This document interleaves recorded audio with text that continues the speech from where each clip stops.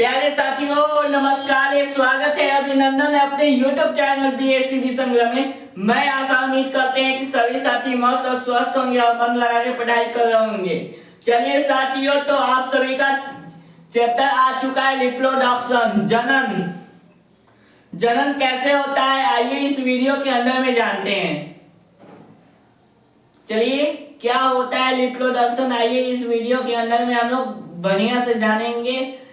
एक ही लेक्चर में ज्यादा बड़ा क्लास नहीं रहेगा, बस 5 से 6 मिनट का क्लास रहेगा। आइए रिप्रोडक्शन क्या होता है आइए हम लोग जानते हैं। जनन क्या होगा, ठीक है। प्रत्येक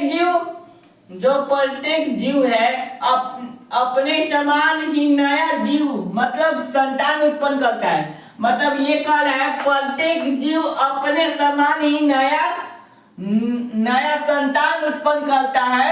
इस प्रक्रिया को हम क्या कहते हैं, इस प्रक्रिया को हम जनन कहते हैं। जनन के द्वारा पीढ़ियों में निरंतरता बनी रहती है। मतलब मानिए कि कोई एक कपल है, ठीक है। अगर उनके जो कपल है, अगर उनसे संतान उत्पन्न नहीं हो पाता है तो उनका वंश आगे बढ़ेगा नहीं ना। इसी की वजह से कहा जाता है जनन के द्वारा पीढ़ियों में निरंतरता बनी रहती है। अगर रिप्रोडक्शन करते रहेगा, जनन करते रहेगा, इसी के कारण क्या होता है, पीढ़ी मतलब हमारे बाबा परबाबा ये सब पीढ़ी होता है, ठीक है। पीढ़ियों में निरंतरता बनी रहती है, मतलब पीढ़ी जो होता है उसमें निरंतरता बनी रहती है। तथा किसी जीव की मृत्यु हो जाने पे, देखो कोई मनुष्य है, अगर उसका वो मृत्यु हो जाता है तो उसका जो संतान होता है वो प्रजनन करके दूसरा पैदा कर सकता है, ठीक है। और उनकी मृत्यु हो जाने के बाद, मृत्यु होने पर भी उनका जाति अस्तित्व में बना रहता है। जब उनका मतलब वो मृत्यु को प्राप्त कर लेते हैं, अगर उनका जो जाति है अगर वो प्रजनन कर लेता है, जनन कर लेता है, तो उसका जाति क्या होगा, अस्तित्व में बना रहता है। इसी को हम क्या कहते हैं, रिप्रोडक्शन कहते हैं प्यारे साथियों। तो आपको यह जनन कैसा लगा। जनन आपको 2 प्रकार के होते हैं। जनन कितने प्रकार के होते हैं, 2 प्रकार के होते हैं। आइए कौन कौन सा जनन है, लैंगिक जनन और अलैंगिक जनन है। तो चलिए लैंगिक जनन के बारे में जान लेते हैं। अलैंगिक जनन में केवल एक ही जनक सम्मिलित होता है। मतलब इसमें क्या कर रहा है, अलैंगिक जनन में केवल एक ही जनक मतलब एक ही पेरेंट्स सम्मिलित होता है, ठीक है, अलैंगिक जनन में। और उत्पन्न संतान अपने जनक के ही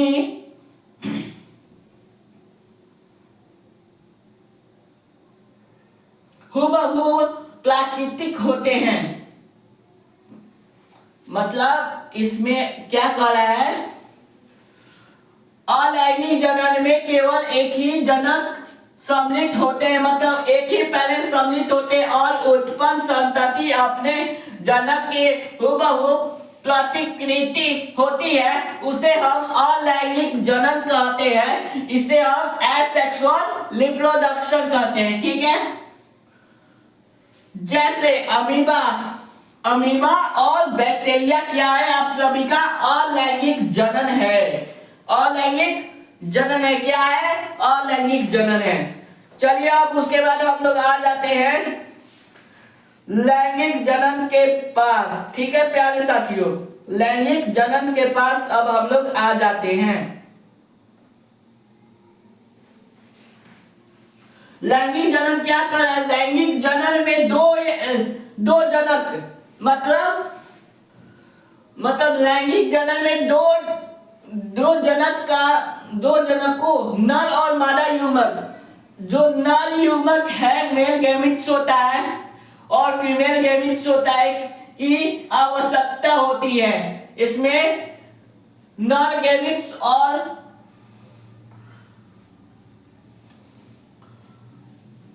मादा गैमेट्स का आवश्यकता होता है, जिसमें अनुवांशिक रूप में भिन्न होते हैं। इनमें क्या होते हैं? अनुवांशिक रूप में भिन्न होते हैं, संतान उत्पन्न होती है, उसे अलैंगिक जनन, भले लैंगिक जनन कहते हैं।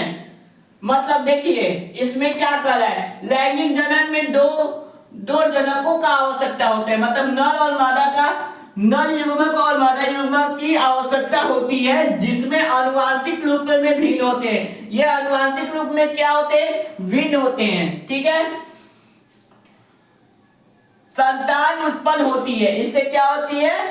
संतान मतलब नया बच्चा, बेबी उत्पन्न होती है और उसे लैंगिक जनन कहते हैं। लैंगिक जनन कौन कौन करता है समझ लीजिए। मनुष्यों करते हैं, जानवरों करते हैं और पुष्पीय पौधे करते हैं। क्या करते हैं? लैंगिक जनन। प्यारे साथियों, ये रिप्रोडक्शन आपको कैसा लगा? अच्छा लगा होगा, एक लाइक कर देना। जय हिंद।